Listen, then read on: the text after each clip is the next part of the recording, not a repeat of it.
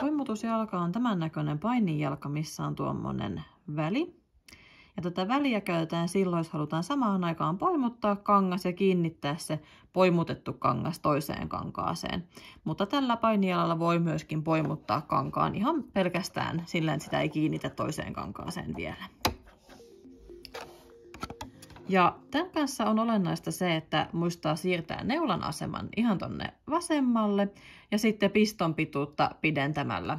Saadaan sitten vaikutettua siihen, että kuinka paljon se poimuttaa. Eli voidaan käyttää aina sieltä noin 3 millin piston pituudesta aina johonkin 6 milliin asti. Eli kuinka voimakkaan poimutuksen haluaa, niin sitä pidemmän piston pituuden valitsee sitten. Eli siirretään neulan asemaa.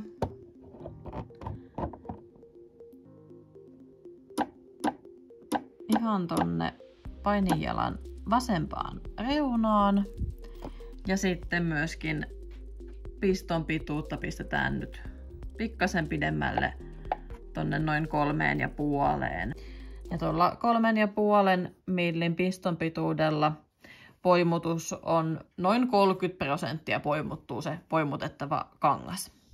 Eli poimutettava kangas tulee tuohon painijalan alle, oikea puoli ylöspäin. Ja itse teen aina näin, että tässä kohti mä lasken painijalan alas, niin se pitää ton kätevästi paikallaan. Ja nyt kun mä haluan kiinnittää tämän poimutuksen toiseen kankaaseen, niin mä laitan tämän kankaan, mihin toi poimutus kiinnitetään, niin tähän oikea puoli alaspäin, eli oikeat puolet näissä kahdessa kankaassa vastakkain, niin silloin se poimutus tulee oikein.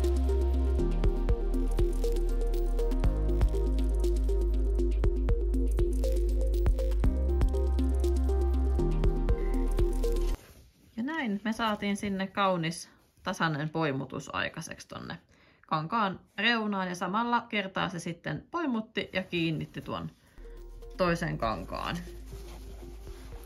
Ja tältä se näyttää sitten täältä nurjalta puolelta.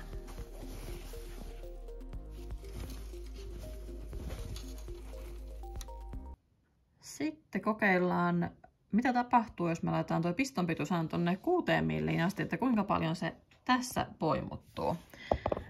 Ja ihan samalla tavalla edelleen asetellaan nuo kankaat, eli toi poimutettava kangas tuohon alle, oikea puoli ylöspäin.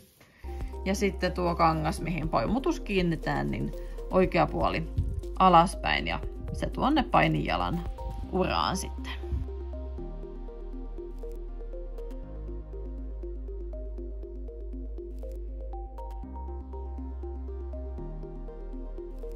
Ja nyt me saatiinkin sitten oikein voimakas poimutus tuohon aikaiseksi. Eli tosiaan mitä enempi piston pituutta laittaa, niin sitä enempi tuo kangas poimuttuu.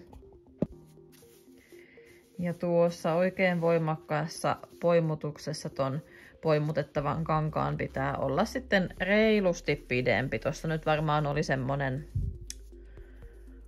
noin tuplasti pidempi tuo poimutettava kangas kuin mitä sitten toi kangas, mihin toi kiinnitettiin. Toki kannattaa tehdä aina testi ennen kuin lähtee tekemään varsinaista työtä.